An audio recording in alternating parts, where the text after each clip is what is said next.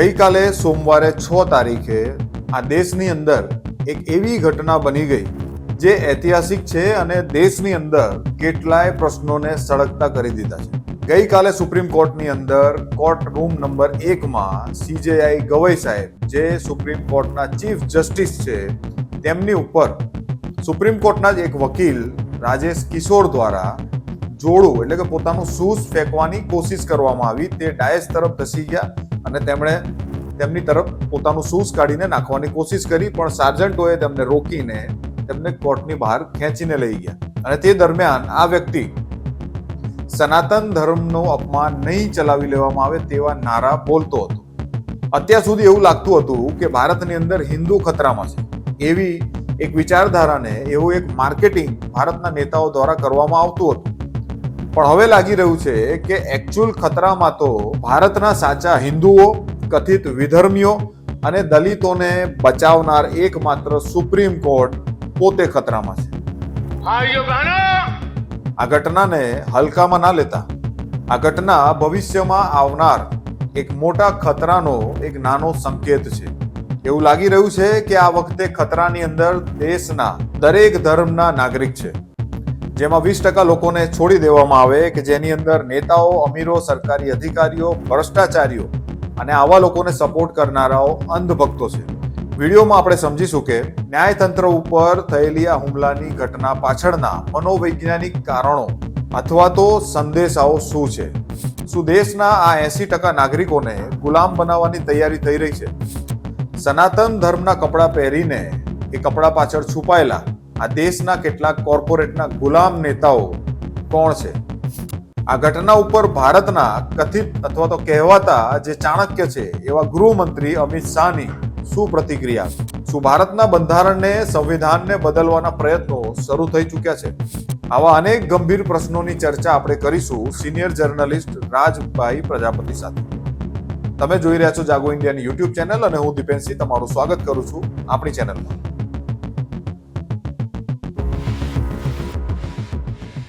તો સૌથી પહેલા આપણે સ્વાગત કરીએ છીએ રાજ સાહેબનું. આપણા સિનિયર જર્નલિસ્ટ છે અને તમે સૌ એમનાથી વાકેફ હશો જ, કારણ કે એમના ઘણા બધા વિડીયો આપણી ચેનલ પર તમે પોડકાસ્ટમાં જોયા હશે ને ખૂબ જબરજસ્ત સંવિધાનને, કાયદાને લગતું નોલેજ ધરાવે છે. તો સૌથી પહેલા હું દર્શકોને આ ઘટનાની માહિતી આપવા માંગીશ, ત્યારબાદ આપણે સીધા રાજ સાહેબ સાથે પ્રશ્નોત્તરી કરશું અને ચર્ચા કરશું કે આ ઘટના કેટલી ગંભીર છે. તો આ જે ઘટના છે એ ગઈકાલે થઈ 6 તારીખે સોમવારે સુપ્રીમ કોર્ટમાં કોર્ટ નંબરનો જે રૂમ છે, કોર્ટ રૂમ નંબર 1માં રાજેશ કિશોર નામના ડોક્ટર રાજેશ કિશોર નામના એક વકીલ છે, તેમણે સીધા ડાયસ તરફ ધસીને આપણા CJI જે ગવઈ સાહેબ છે, સુપ્રીમ કોર્ટના ચીફ જસ્ટિસ ગવઈ સાહેબ પર પોતાનું શૂઝ કાઢીને નાખવાની કોશિશ કરી, મારવાની કોશિશ કરી. અને એવામાં વચ્ચે જે અધિકારીઓ હતા, જે સિક્યુરિટી વાળા, તે આવી જાય છે ને એમને ખેંચીને લઈ જાય છે. તે સમયે તેઓ બૂમો પાડતા હતા કે સનાતનનું અપમાન સહન કરવામાં નહીં આવે. અને આ વાતના નારા એમણે કન્ટિન્યુઅસલી લગાવવાનું ચાલુ રાખ્યું. તો આ એક એકચ્યુઅલી આ મેટર ઊભી ક્યાંથી થઈ એનું પણ એમણે જિકર કર્યો કે થોડાક સમય પહેલા તેઓ એક મેટર લઈને આવ્યા હતા, જેમાં ખજુરાહોમાં મૂર્તિ હતી વિષ્ણુ ભગવાનની, તે તૂટી ગઈ હતી, ખંડિત હતી, ને એની એક મેટર લઈને અહીંયા આવ્યા હતા. તે સમયે CJI ગવઈ સાહેબે એવું કહ્યું હતું કે તમારા ભગવાનને જ તમે પ્રાર્થના કરો અને મેડિટેશન કરો કે આ મુદ્દામાં, આ કેસમાં કંઈક કરે. તો આ વસ્તુ એક મહત્વની છે કે તે સમયે ત્યારબાદ બીજા દિવસે ગવઈ સાહેબે આ નિવેદનનો વિરોધ થતા ગવઈ સાહેબે એમ પણ કહ્યું હતું કે હું દરેક ધર્મનું સન્માન કરું છું, એટલા માટે એમણે એક સ્ટેટમેન્ટ પણ આપ્યું હતું. પણ હવે અહીંયા સમજવાનું છે કે એના કારણે આ વકીલ રોષિત થયા અને કાયદાના વિરુદ્ધ જઈને તેમણે આ રીતે પગલું ભર્યું. તો આ ઘટના કેટલી મહત્વની છે ભારતના રાજકીય ઇતિહાસમાં, એના ઉપર આપણે આજે ચર્ચા કરીશું અને સમગ્ર માહિતી આપણે લઈશું આપણા સિનિયર જર્નલિસ્ટ રાજ સાહેબ પ્રજાપતિ પાસેથી. અને એમને આપણે એક પ્રશ્નથી શરૂઆત કરીશું. તો સાહેબ, સ્વાગત છે તમારું જાગો ઇન્ડિયામાં. નમસ્કાર. નમસ્કાર. હવે એક પ્રશ્ન ખાસ પૂછવાનો છે સર આપને કે આ ઘટના જે ઘટી અને એના 8 કલાક બાદ પ્રધાનમંત્રી નરેન્દ્ર મોદીની ટ્વીટ આવે છે, એ પણ ત્યારે કે જ્યારે સિનિયર વકીલ કપિલ સિબ્બલ પોતાના ટ્વીટના માધ્યમથી આ વાતનો રોષ રજૂ કરે છે કે આટલી મહત્વની ઘટના હોવા છતાંય પ્રધાનમંત્રી ચૂપ કેમ છે. બીજી એક મહત્વની વાત છે કે અમિત શાહ જે દેશના લો એન્ડ ઓર્ડર મેન્ટેન કરવાની જવાબદારી જેના માથા ઉપર છે એ વ્યક્તિ હજુ સુધી એક ટ્વીટ નથી કરી રહ્યું કે નથી વિડીયોમાં પણ આવીને બોલતા. પ્લસ નરેન્દ્ર મોદી સાહેબે પણ નાની નાની વાતમાં વિડીયો ઉપર આવી જાય છે સંદેશ આપવા, પણ આ પ્રધાનમંત્રી ભારતના હજુ સુધી વિડીયોમાં આવીને ન્યૂઝમાં આવીને કોઈ પ્રેસ સ્ટેટમેન્ટ આપ્યું નથી. માત્ર એક ટ્વીટ કરી એ પણ 8 કલાક પછી. તો સૌથી પહેલા આપ સાહેબને વિનંતી છે કે આપ પહેલા તો આ જે પદ છે સીજેઆઈનું, ચીફ જસ્ટિસ ઓફ ઇન્ડિયાનું, એ પદનું મહત્વ આપણા દર્શકોને સમજાવો. અને આ જે ટ્વીટ નથી કરવામાં આવી અથવા આનું કોઈ રિએક્શન નથી આવી રહ્યું ભાજપના કોઈ સિનિયર નેતાઓ દ્વારા, તો એના પર તમે થોડીક માહિતી આપશો સાહેબ કે આ શા માટે આવું થઈ રહ્યું છે અને મહત્વ શું છે સીજેઆઈ પદનું. નમસ્કાર મિત્રો. દિપેનસિંહજી, સામાન્ય ઘટનાઓ જે બનતી હોય છે, કે રાજકીય ઘટનાઓ બનતી હોય છે, જી કે ધાર્મિક ઘટનાઓ બનતી હોય છે, એ બધી જ ઘટનાઓ છે એ સામાજિક ભાગ છે.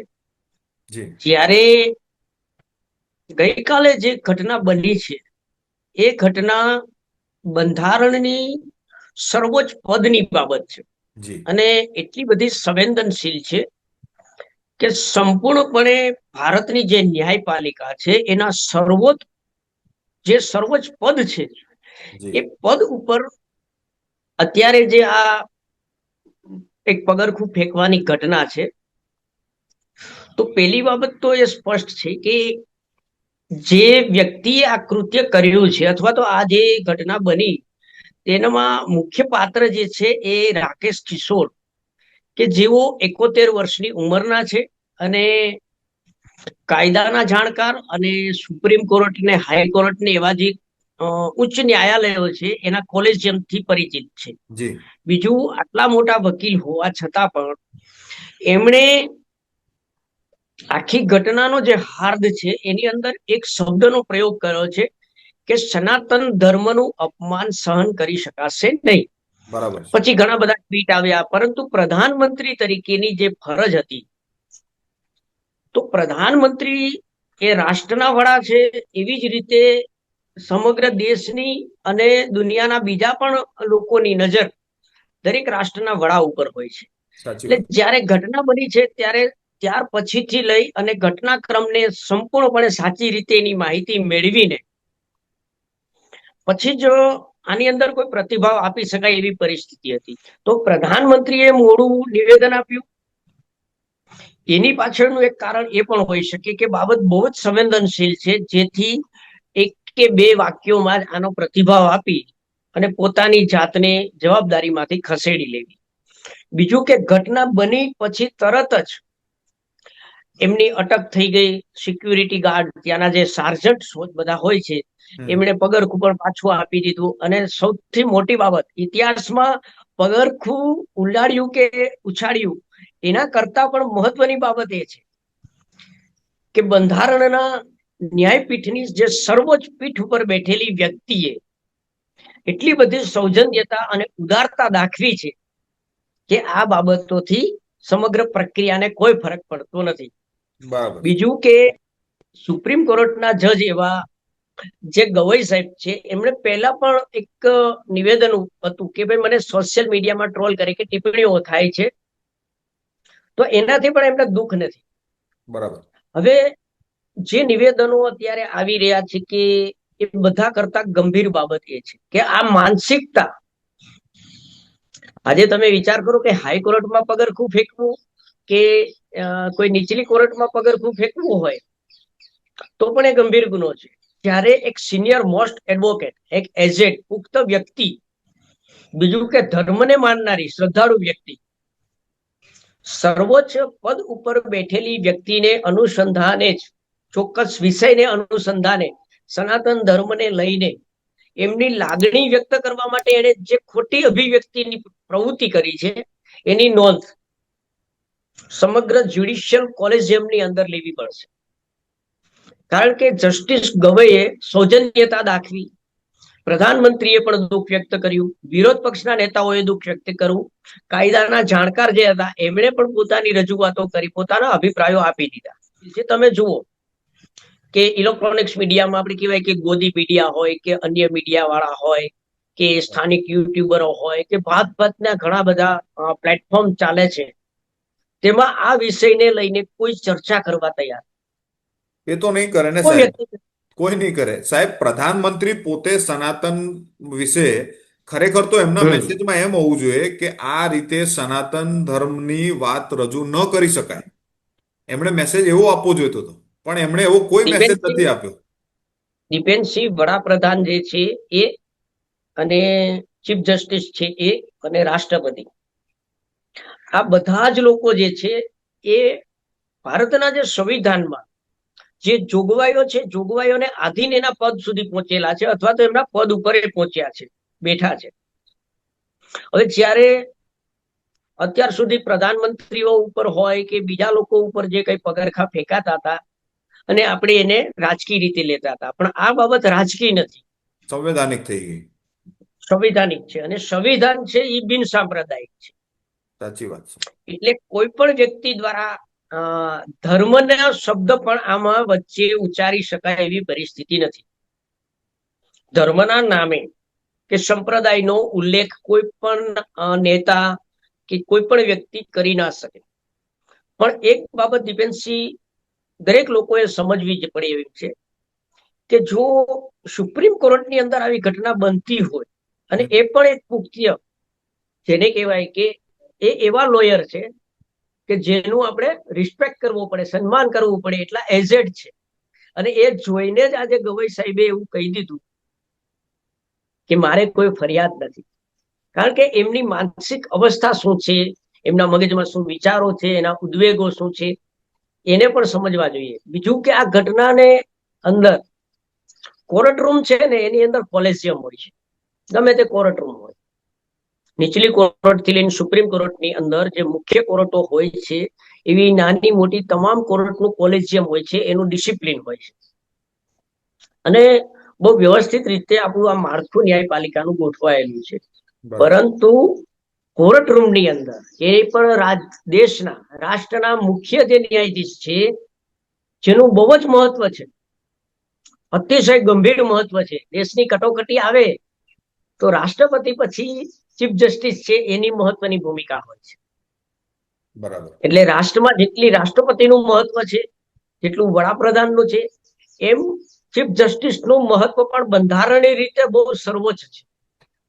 હવે સાહેબ એક વસ્તુ ખાસ, મેં આ વકીલનો જેણે આ જોડું ફેંકવાનો પ્રયાસ કર્યો તેમનું ઇન્ટરવ્યુ લેવા ગઈ, જે અત્યારે કહેવાય છે ને સરકારની જે મુખ્ય ગોદી મીડિયા એએનઆઈ એજન્સી છે કે જેણે એક રીતે કોન્ટ્રાક્ટ લઈ લીધો છે બીજેપીના પ્રધાનમંત્રી, ગૃહમંત્રી એ લોકોના વિડીયો ઉતારવાનો, એના સિવાય કોઈની પાસે રાઈટ નથી. અને એ લોકો પાસે પૈસા પણ ઉઘરાવે છે આ બાબતે. યુટ્યુબ પર તમે કદાચ વિડીયો જોયો હોય તો તમને ખ્યાલ હશે સમાચાર.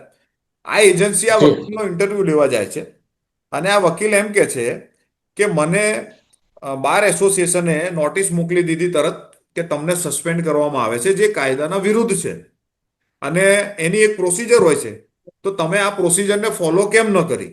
તો મારો એક પ્રશ્ન એ ઉભો થાય છે સાહેબ કે આ આવી તર્ક કરનાર વકીલ પોતે ભૂલી ગયા છે કે એમણે જે જોડું માર્યું તે પણ કાયદા અને પ્રોસિજરની વિરુદ્ધ છે ને સાહેબ. તો એ કેવી રીતે પોતાનો બચાવ કરે છે કે ભાઈ મારી પર મને સસ્પેન્ડ કાયદાના વિરુદ્ધ કરવામાં આવે, તો તમે જે જોડું માર્યું તે શું કાયદાકીય પ્રક્રિયા છે? આવી વાત એમણે કરી. એમ પણ આ પ્રશ્ન એમણે નથી પૂછ્યો એએનઆઈ વાળાએ, આ તો હું પૂછું છું. અચ્છા સાહેબ, દીપેનસિંહ સમજવાની બાબત બહુ જ એ છે કે ભારતમાં વકીલોએ કામ કરવા માટે એડવોકેટ એક્ટ છે જી. અને આ એડવોકેટ એક્ટનું પાલન કરવાની કે મોનિટરિંગ કરવાની જવાબદારી બાર એસોસિએશનની છે.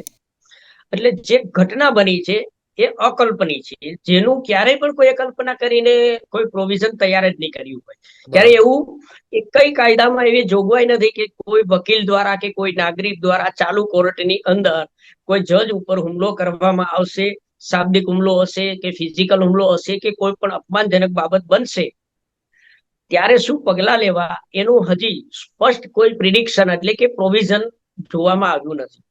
બીજું, એડવોકેટ એક્ટ છે તો એનું સુપેરે પાલન કરાવવું એ બાર એસોસિએશનનું કામ છે, અને સમગ્ર ભારતના તમામ વકીલો ઉપર નિયંત્રણ અને નિયમન કરવાનું કામ આપણી મુખ્ય જે બાર કાઉન્સિલ છે એમનું છે. બાર એસોસિએશન અલગ વસ્તુ છે અને બાર કાઉન્સિલ એક કાયદાકીય મહેકમ છે, એટલે કે કાયદાકીય વ્યવસ્થા છે. એટલે જે ઘટના જ્યારે બને એ પરિસ્થિતિ અનુસાર કાયદાનો ઉપયોગ થાય છે. એક વ્યક્તિ જાહેરમાં કોઈની હત્યા કરી દે તો ત્યારે એને પેલા તો અટક કરવો જ પડે, અને એમને પેલું એક જે કઈ કૃત્ય થયું છે એને થંભાવી દેવું પડે. હત્યા થઈ છે તો કઈ રીતે થઈ છે, હથિયારો કબજે કરી લેવાય, માણસને પકડી લેવો, અટક કરી લેવો. એમ આ થયા પછી પણ પોલીસ તરત કાગળ કરે છે. એનું કારણ એ છે કે ઘટનાની સમીક્ષા કરતા એટલી ખ્યાલ આવે છે કે આમાં તાત્કાલિક કાર્યવાહી કરવાની છે, બાકીની બધી જ પ્રક્રિયા, ન્યાયિક પ્રક્રિયા, સુનાવણીઓ પછી કરવાની થાય છે. એટલે સુપ્રીમ કોર્ટમાં આ જે ઘટના બની એ અકલ્પનીય, અણધારી અને બહુ અલગ પ્રકારે બની, જેમાં ઘણી બધી પરિસ્થિતિઓ એના મૂળમાં હોય છે. એટલે બાર કાઉન્સિલ દ્વારા તાત્કાલિક સસ્પેન્શનનો પત્ર જારી કરવો એક કોલેજિયમનો પણ એક ભાગ બની શકે છે. એટલે આ બાબતમાં કોઈ પણ મીડિયા વાળા હોય એ જે કાંઈ એવું કરે છે કે જે જ્યુડિશિયલ કોલેજિયમ થી પરિચિત નથી. જ્યુડિશિયલ કોલેજિયમ થી પરિચિત નથી એવા લોકો જ આ વિષયમાં વાત કરશે તો એ યોગ્ય નહીં જ હોય. પણ કારણ કે આમાં તો બાર મુખ્ય કાઉન્સિલનું જે આમાં તો સાહેબ મુખ્ય ખાલી એ જ મુખ્ય વાત છે ને કે આ વકીલ પોતે કાયદાનું ઉલ્લંઘન કરે છે અને હવે પોતે અપેક્ષા રાખે છે કે એની સાથે જે વર્તાવ થયો છે તે કાયદાકીય પ્રક્રિયા પ્રમાણે કેમ નથી થતો. અને બીજી વાત સાહેબ કે મીડિયાએ પ્રશ્ન પૂછવો જોઈએ કે તમે કાયદાનું ઉલ્લંઘન કર્યું સિનિયર સુપ્રીમ કોર્ટના વકીલ હોવા છતાં, તો તમને ખબર પડવી જોઈએ કે આના અનેક રસ્તા છે વિરોધ કરવાના. તમે ચપ્પલ ફેંકીને કે ચપ્પલ મારીને તો વિરોધ ન જ કરી શકો. આ પ્રશ્ન મીડિયાએ પૂછવો જોઈએ ને એમને, પણ નથી પૂછવામાં આવતો. ઉલટા એમને એવી રીતે પ્રોજેક્ટ કરવામાં આવે છે કે એ વકીલ સાચા છે, એમની વાત રજૂ કરો. છે. બીજું કે એક બંધારણીય બેન્ચ હોય છે. સુપ્રીમ કોર્ટની અંદર એક વકીલ, એક જજ નથી હોતા, ઘણા બધા જજો હોય છે, અને બંધારણીય બાબતો માટે પણ એમાં બંધારણીય કમિટી હોય છે. હવે જ્યારે ચીફ જસ્ટિસની કોર્ટમાં આ ઘટના બને છે ત્યારે જજ પોતે એનો ડિસિઝન ના લઈ શકે. હવે ગવાઈ સાહેબ પોતે આની અંદર કોઈ સુનાવણી કે નિર્ણય ના કરી શકે. બાકીનું બધું જ કામ બાર કાઉન્સિલ, એડવોકેટ જનરલ અને બંધારણીય બેન્ચનું છે. એટલે આ બાબત હવે ચર્ચાનો વિષય નથી, પણ સંશોધનનો વિષય છે. સંસદ માટે પણ, કાયદા વિભાગ માટે પણ, તમામ કોર્ટો માટે પણ, કે જો સુપ્રીમ કોર્ટ સુધી આવી ઘટના બને છે અને તો સાહેબ ઇન ફ્યુચર ભવિષ્યમાં શું પરિસ્થિતિ નિર્માણ હા, થઈ શકે, અને સાચી વાત. ભવિષ્યની સંભાવનાઓને આધારે નવા પ્રોવિઝન ડેવલપ કરવાની આ એક જરૂરત ઊભી થઈ છે. અહીં પહેલો પ્રશ્ન સાહેબ એના ઉપર ઊભો થાય છે કે ભારતના ગૃહમંત્રી કોઈ ટ્વીટ નથી કરતા, કોઈ સ્ટેટમેન્ટ નથી આપતા. પ્લસ હું એક ખાલી માત્ર એટલું પૂછવા માંગીશ કે આ સરકાર, આપણી સરકારમાં તમે જુઓ, આપણે જાગો ઇન્ડિયા ઉપરનું જ એક એક્ઝામ્પલ લઈએ કે જ્યારે આપણી ઉપર ફરિયાદ કરવામાં આવી હતી ત્યારે 17 જાતની તપાસ કરવામાં આવી હતી કે તમારા પૈસા ક્યાંથી આવે છે, તમારા બેંક એકાઉન્ટ આપો, તમારી પાસે ઇન્કમ ક્યાંથી આવે છે, તમને કોણ મદદ કરે છે. તો શું આવી તપાસ આ વકીલ તરફ ન થવી જોઈએ કે તમે કોના મોટિવેશનથી આ કામ કર્યું, કોઈ રાજકીય પક્ષ છે કે નહીં, તેની પાછળ કોઈ રાજકીય નેતા જવાબદાર છે કે નહીં, કોઈ એવું સંગઠન આ તમારી પાસેથી કરાવી રહ્યું છે કે નહીં, આવી તપાસ કરવી જોઈતી હતી સાહેબ. પણ ભારતના ગૃહમંત્રી દ્વારા કે ભારતની પોલીસ દ્વારા આ તપાસ નથી કરવામાં આવતી. જ્યારે લદ્દાખની અંદર સોનમ વાંગચુક જ્યારે પોતાના હક માટે લડે છે એને ઉઠાવીને સીધો રાષ્ટ્રીય સુરક્ષાના કાયદા હેઠળ ભરી દેવામાં આવે છે જેલમાં. તો આ ક્યાંક ને ક્યાંક પક્ષપાત નથી થઈ રહ્યો સાહેબ? ડિટેલ્સ તપાસ કરવાનું કામ, કારણ કે ઘટના જ એટલી મોટી છે, ઘટના એટલી બધી મોટી ઘટના છે કે બંધારણીય રીતે આની ગંભીરતા છે રાષ્ટ્રપતિ ભવન સુધી પહોંચી જશે. હવે તટસ્થ રીતે વિચારો કે ત્યાં કોઈ જીવતી વ્યક્તિ નથી, પરંતુ ત્યાં બંધારણ છે, ભારતનું બંધારણ છે, તો મારો એ જ ભારતની પ્રશ્ન છે સર્વોચ્ચ સાહેબ. પીઠની સમક્ષ આ ઘટના બની છે. તો હવે આવી ઘટનાઓ માટે જે અકલ્પનીય ઘટના બને છે ને ત્યારે નવી વિચારણા કરવી પડે છે. સંસદે પણ વિચારવું પડશે, રાષ્ટ્રપતિ ભવને પણ વિચારવું પડશે, દેશની જે બંધારણીય બેન્ચ છે સુપ્રીમ કોર્ટની છે એમણે પણ વિચારવું પડશે. હવે આ બાબતની ગંભીરતાપૂર્વક સમીક્ષા કરવી પડશે. હું એ જ કહેવા માંગુ છું કે આ ઘટના સામાન્ય જે તમે કહો છો સોનમ વાંગચુક કે મારી અભિવ્યક્તિની જે અધિકાર છે એ બધા કરતા તો ઘણી મહત્વની છે, પણ છતાંય આ વકીલ ઘરે આરામથી બેઠો છે અને સામાન્ય બાબતમાં તો લોકો પોલીસ બબે દિવસ ઉપાડીને અંદર લઈ જાય છે. તો આ ઘટનાને સરકાર મહત્વ નથી આપી રહી સાહેબ, મારું એ જ તમને પૂછવું છે. ખરેખર તો આ સાહેબ ઘટના એવી છે કે એને દીપેનસિંહ, કસ્ટડીમાં લઈને પૂછપરછ કરવી જોઈતી હતી.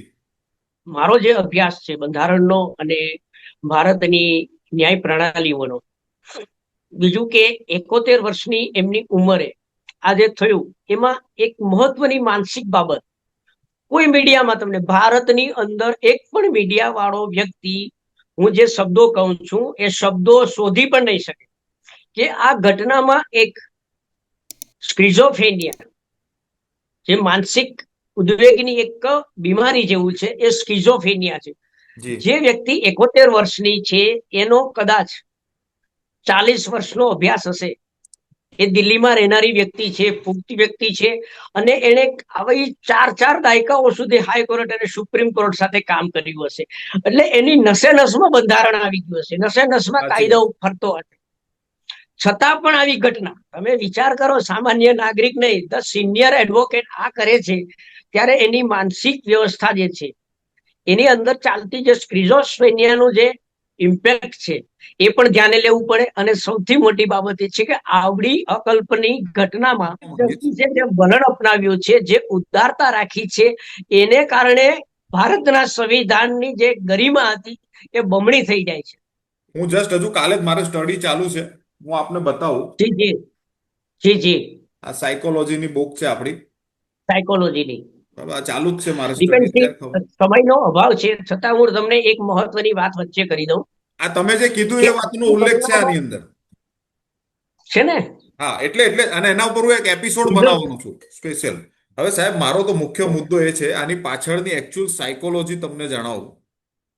મેં જે રિસર્ચ આમાં જોયું, આ વિડીયો જોયા પછી, આ જે વકીલે જોડું ફેંક્યું એ વકીલનો ઇન્ટરવ્યુ મેં જોયો, અને એ ઇન્ટરવ્યુમાં એ સાફ બોલે છે કે તેની સાથે ભૂતકાળમાં પણ ઘણા બધા કેસની મેટરમાં, જેમ કે એક એક્સિડન્ટના કેસની વાત કરે છે, તો એમાં એ જણાવે છે કે આ કેસમાં 4 વર્ષ સુધી ચાલી રહ્યો છે સુપ્રીમ કોર્ટમાં કેસ. તો ક્યાંક એનું ફ્રસ્ટ્રેશન હતું કે સુપ્રીમ કોર્ટમાં આ બધા કેસો ખોટે ખોટા લંબાવ્યા રાખવામાં આવે છે.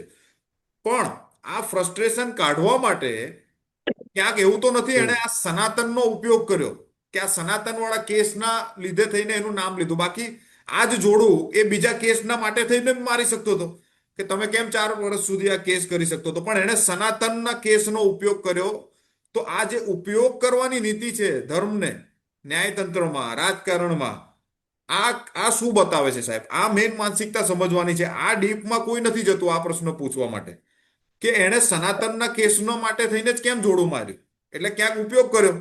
જેમ કે તમને ખ્યાલ હશે સાહેબ કે ભાજપના હમણાં નેતા હતા, એને પબ્લિકે ઘેરી લીધો, અને જ્યારે એને પ્રશ્ન પૂછવામાં આવ્યા અને એની પાસે પ્રશ્નનો જવાબ નહોતો, તો એ ભાજપનો નેતા જય શ્રી રામ એમ કરીને ત્યાંથી નીકળી જાય છે કે જેથી બીજા લોકો એનો વિરોધ ન કરે. તો આ કઈ દિશામાં જઈ રહ્યો છે સાહેબ દેશ અત્યારે? દેશ એક દિશામાં નથી જઈ રહ્યો. અત્યારે દેશ થંભી ગયેલો છે, જેને કહેવાય ને સ્તબ્ધ થયેલી પરિસ્થિતિ છે, સ્થિત પ્રજ્ઞ છે. પરંતુ એડવોકેટ રાકેશ કિશોરે જે કંઈ જાહેર નિવેદનો કર્યા છે અને સનાતન ધર્મનો ઉલ્લેખ પણ કર્યો, તો તમે જે કહો છો એવી રીતે એમણે સનાતન ધર્મના નામે એક ઢાલ તૈયાર કરી લીધી. કેવું આ ઘટના પછી સાથે સનાતન ધર્મનું નામ લઈશ તો મને સનાતન ધર્મના લોકો, સંગઠનો, સનાતન ધર્મના સમર્થનમાં રહેલા રાજકીય પક્ષો કે શાસક પક્ષ તરફથી સિમ્પથી મળશે, થોડી સંવેદના મળશે, સહકાર મળશે. પરંતુ આ ઘટનામાં એવું એટલા માટે નહીં બને કે આ ઘટનાનું સ્થળ છે એ સુપ્રીમ કોર્ટનો, ચીફ જસ્ટિસનો, એટલે કે સમગ્ર દેશની ન્યાયપાલિકાનો સર્વોચ્ચ જે જગ્યા છે એ સ્થાન છે. એટલે એ સ્થાનમાં ઘટનાની વાત નહીં, ખાલી 2 બટન ખુલ્લા હોય ને તો એની પણ નોંધ લેવાય છે, એપ્રન પણ ના હોય તો એની પણ નોંધ લેવાય છે.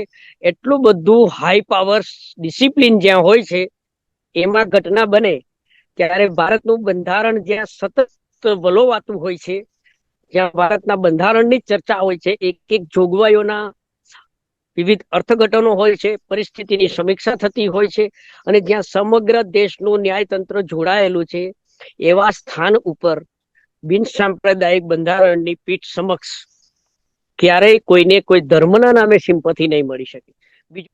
ધર્મ જે છે એ આપે કહ્યું હતું કે ઘરની અંદરની બાબત છે, અને આ જ ધર્મનો ઉપયોગ ભારતના નેતાઓ બેફામ વાણી વિલાસ કરવામાં વાપરી રહ્યા છે ધર્મના ઉપયોગમાં. હવે સમાજથી જ વ્યક્તિ શીખતો હોય છે, તો ક્યાંક આ જે વકીલ છે, વકીલની અંદર જે ધાર્મિક માનસિકતા ઘૂસી ગઈ અને એણે જે આ વિરોધ કર્યો સનાતન ધર્મના નામે, એ ક્યાંક આ નેતાઓ પાસેથી શીખેલી તો વસ્તુ નથી. એ હું આપની પાસેથી ટૂંકમાં જાણવા માંગીશ સાહેબ. હવે આખી જે આ ઘટના છે એમાં વકીલ હોય, જજ હોય કે કોઈ પત્રકાર હોય, વડાપ્રધાન હોય, સંસદ સભ્યો, ધારાસભ્યો, આ બધા સ્વતંત્ર નાગરિક તો છે જ, જુદા જુદા પદ ઉપર બેઠેલા પણ છે, છતાં પણ આ લોકોના બાળપણમાંથી જ આપણે એમ કહેવાય કે પારણામાંથી, ગળથૂથીમાંથી કોઈને કોઈ ધર્મ, કોઈને કોઈ માન્યતા, કોઈને કોઈ પારિવારિક સંસ્કારો, પોતાના કૌટુંબિક સંસ્કારોથી એ લોકો ગૂંથાયેલા હોય છે. દીપેનસિંહ, હમણાં આપણે થોડી વાર પહેલા જે ચર્ચા કરતા હતા પછી મેં વિચાર કરી અને એક બાબત એ જોઈ કે પહેલા તો ભારતના તમામ વકીલો હોય કે સામાન્ય નાગરિકો હોય કે કાયદાનો જાણકાર માણસ હોય થોડો ઘણો બી, અને પત્રકારો એ ખાસ, કે સાહેબ સુપ્રીમ કોર્ટના જજની સમક્ષ જૂતું ઉછાળાયું અને એ ઘટનાના સેકન્ડોમાં એના પ્રત્યુત્તર રૂપે સીજેઆઈ ગવી એવું બોલ્યા છે કે આ બાબતની આપણી ઉપર કોઈ અસર નથી થવાની, આપણે આપણું કાર્ય ચાલુ રાખીશું, એટલે કે કોર્ટનું કામ ચાલુ રાખીશું. આવી ઘટના બને તો કોર્ટમાં હોબાળો મચવો જોઈએ ને, પણ કોર્ટનું કામ ચાલુ રહ્યું. પગરખું પણ પાછો આપી દીધું, એ વડીલ એડવોકેટને પણ સાર્જન્ટો લઈ ગયા. હવે આજે શાંતિ જાળવવી, સમગ્ર દેશની શાંતિ, આપણે કહેવાય ને સુલે શાંતિ, એનું આપણે એમ કહેવાય ને કે શાંતિનું નોબલ જો મળવું જોઈએ ને તો અત્યારે આપણે સીજીઆઈ ગવઈ સાહેબને મળવું જોઈએ, કારણ કે એને પોતાની સત્તા, પોતાનું પદ, એની ગરિમા પણ જાળવી છે અને સમગ્ર દેશની અંદર કોઈ પણ દુર્ઘટનાને શક્યતા જ ન થાય એ માટે એને કેટલું બધી મહાનતા દાખવી છે. બાકી એમ કહી દે કે હું રાજીનામું આપું છું, કે હું આ જગ્યા છોડીને જાઉં છું, કે કોર્ટ અત્યારે પોસ્ટપોન કરી દો, ને આવા કોઈ આક્રમક પગલા નહીં લીધા. સામેની વ્યક્તિ જે છે એમની ઉંમર, એમનું જ્ઞાન, એમની માનસિક સ્થિતિ, ભૂતકાળમાં બનેલી આવી બાબતો, આ બધાને સેકન્ડોમાં કેલ્ક્યુલેટ કરી લીધી, એ વ્યક્તિ તો સેકન્ડોમાં કેલ્ક્યુલેટ કરી અને સમગ્ર દેશમાં શાંતિ જળવી શકાય, કાયદાકીય રીતે સૌહાર્દ જાળવી શકાય, અને જે કોલેજિયમ હતું એ કોલેજિયમને વધારે મજબૂત કરી દીધું. સમજવાની બાબત એ છે કે નોબલ મળવું જોઈએ ને, અત્યારે ભારતમાં જો નોબલ હોય તો ગાંધીજી પછી પહેલો આ બીજો વ્યક્તિ ઉત્પન્ન છે, આ બીજી વ્યક્તિ છે કે જેમણે દેશને અહિંસા, શાંતિ, ઉદારતા અને પ્રેમ, સાંપ્રદાયિકતા. આ ત્રણનો પ્રેક્ટિકલી અનુભવ કરાયો કે જ્યારે તમે સર્વોચ્ચ પદ ઉપર છો, રાષ્ટ્રના કોઈ એવા પદ ઉપર બિરાજો છો કે જ્યાંની એક એક હરકત ઉપર દેશની ઉપર પ્રભાવ પડે છે, ત્યારે આપણે ખરેખર ભારતની જનતાએ, ભારતના વકીલોએ, કાયદા સાથે જોડાયેલા તમામ લોકોએ ગવઈ સાહેબને તો સલામ કરવી જ જોઈએ કે કેલ્ક્યુલેશન જે એમનું છે, સ્કિઝોફેનિયા હોય કે સાયકોલોજી હોય, ધાર્મિક બાબત હોય કે જાતિની બાબત હોય, આ બધા કરતા ઉપર જઈને એમણે પદની બહુ ગરિમા જાળવી છે. એટલે આપણે તો ગવઈ સાહેબને સલામ કરીશું, એમને સેલ્યુટ કરીશું. बिहार में आरजेडी कांग्रेस के मंच से मेरी मां को गालियां दी गई, ये देश की मां, बहन, बेटी का अपमान है. એકચ્યુઅલી છેલ્લા 10 વર્ષથી ક્યાંક ને ક્યાંક આપણે જોઈ રહ્યા છે કે આખું જે સમગ્ર સરકારી તંત્ર છે એને ધર્મના નામે ચલાવવાની કોશિશ કરાવવામાં આવી રહી છે. દરેક નેતા, જે શાસક પક્ષનો જે સત્તાધારી નેતા છે અત્યારે, તે દરેક નેતા ધર્મનો ઉપયોગ કરી રહ્યો છે પોતાની સત્તા ટકાવવા માટે. અને જ્યારે ધર્મનો ઉપયોગ કરવામાં આવી રહ્યો છે ત્યારે સનાતન ધર્મનું નામ લેવામાં આવે છે. પણ આ સનાતન ધર્મના બહાના હેઠળ હજુ પણ છેલ્લા 10 વર્ષની અંદર ભારતનું સંવિધાન જે અધિકાર આપે છે સમાનતાનો, તે હજુ મેળવી નથી શક્યા લોકો. હજુ પણ દલિતો ઉપર અત્યાચાર થાય છે. આ વિડીયો બને છે તેના જસ્ટ એક દિવસ પહેલા જ રાયબરેલીમાં રાહુલ ગાંધીના જે વિધાનસભા ક્ષેત્રમાં છે તેમાં એક દલિતને લાકડીઓથી મારીને બેરહેમીપૂર્વક મારી નાખવામાં આવે છે. આ વાતની ચર્ચા કોઈ નથી કરવા તૈયાર. કોઈ ગોદી મીડિયા આ વાતની ચર્ચા કરવા તૈયાર નથી. ઇવન પ્રધાનમંત્રી, ગૃહમંત્રી કે ભાજપના કોઈ પણ સિનિયર નેતા આ ઘટનાને વખોડવા માટેનું કોઈ નિવેદન નથી આપતું. એટલે ક્યાંક ને ક્યાંક સીધી રીતે કહી શકાય કે તેઓ આ સનાતન ધર્મની જે માનસિકતા છે, સવર્ણોની, બ્રાહ્મણવાદની, મનુવાદની જે માનસિકતા છે, આ માનસિકતાને સપોર્ટ કરી રહ્યા છે. આજે દરેક અપરાધી, દરેક ગુનેગાર, દરેક નેતા ક્યાંક ને ક્યાંક સનાતન ધર્મની ઢાલને ઉપયોગ કરવા માંગે છે. તો સનાતન ધર્મને રાજકીય રીતે અપરાધોમાં ક્યાંક ને ક્યાંક ઉપયોગ કરવાની આ જે કળા લોકો શીખી રહ્યા છે, આ વિચારધારા જે લોકો શીખી રહ્યા છે, તે આગળ જઈને ખૂબ ગંભીર પરિણામો આપણા દેશ માટે પેદા કરશે. કારણ કે કાલે ઉઠીને કોઈ પણ વ્યક્તિ કોઈ પણ અપરાધ કરશે, કોઈની પણ સાથે અપરાધ કરશે અને પોતે સનાતન ધર્મને નામ પર એક ઢાલનો ઉપયોગ કરી લેશે, ત્યારે શું થશે? તો શું ત્યારે સરકાર આ ઢાલનો ઉપયોગ કરનાર વ્યક્તિને સંરક્ષણ આપશે? ખરેખર તો આ જે સીજેઆઈ ગવાઈ સાહેબ પર ભારતના રાષ્ટ્રપતિના સમાન, જેને કહેવાય એક પદ કહેવાય, આપણું સંવૈધાનિક પદ છે, જે એવા પદ પર બેઠેલી વ્યક્તિ ઉપર, ન્યાયતંત્રના સર્વોચ્ચ પદ ઉપર બેઠેલી વ્યક્તિ ઉપર જ્યારે હુમલો થાય છે તો શા માટે કાયદાકીય એક્શન નથી લેવામાં આવતા? ઠીક છે, ગવાઈ સાહેબ મનના મોટા છે, સમજદાર વ્યક્તિ છે, તેમણે કરી લીધું, પણ શા માટે તે વ્યક્તિની પૂરી પૂછપરછ નથી કરવામાં આવી કે એને ડિટેન કેમ નથી કરવામાં આવી? અને શા માટે પોતાના હક માટે લડનાર સોનમ વાંગચુકને જેલમાં નાખી દેવામાં આવે છે? તો આ સમજવું પડશે કે ક્યાંક ને ક્યાંક સરકારી તંત્રો, સત્તાધીશો ધર્મના નામે રાજ્ય ચલાવી રહ્યા છે, જે સંવિધાનના દરેકને જે સમાનતાનો અધિકાર મળે છે તેના ઉપર તરાપ છે. બીજેપીના નેતાઓ ઘણી વખત સુપ્રીમ કોર્ટ ઉપર નિશાન સાધતા જોવા મળી ગયા છે. એના વિરુદ્ધમાં સ્ટેટમેન્ટ આપતા તમે જોયા જ હશે. એ જ નેતાઓ આજે આ ઘટના ઉપર કોઈ સ્ટેટમેન્ટ નથી આપી રહ્યા, જે બતાવે છે કે ક્યાંક ને ક્યાંક સત્તામાં બેઠેલા નેતાઓ સનાતન ધર્મનો ચોલો ઓઢીને બેઠા છે. ને આવી માનસિકતા સાથે ભવિષ્યમાં કોઈ પણ દેશ વિકાસ નહીં કરી શકે. કારણ કે આ કટ્ટરતાની માનસિકતા છે. આ એવા લોકોને માત્ર ન્યાય આપવાની માનસિકતા છે કે જેઓ હાજી ગુલામી કરે છે. તો આ દેશના દલિતોનું શું? આ દેશના ઓબીસીનું શું? આ દેશમાં અન્ય નાગરિકોના હકની વાત કોણ કરશે? તો ક્યાંક ને ક્યાંક ભારતીય રાજકારણમાં સનાતન ધર્મના નામે રાજનીતિ કરવાની શરૂઆત થઈ ચૂકી છે અને એને સપોર્ટ પણ મળી રહ્યો છે. એ સાફ દેખાય છે આ ઘટના બાદ. જાગો ઇન્ડિયા આ સમગ્ર ઘટનાને વખોડી કાઢે છે અને તેનો સદંતર બહિષ્કાર કરે છે કે આવી ઘટનાઓ આ દેશના નામને, સન્માનને ખરડી રહી છે, બરબાદ કરી રહી છે. તમારું શું માનવું છે આ મુદ્દા વિશે અમને કોમેન્ટ કરીને જરૂર જણાવજો. ફરી મળીશું એક નવા ટોપિક સાથે. ત્યાં સુધી જય હિન્દ.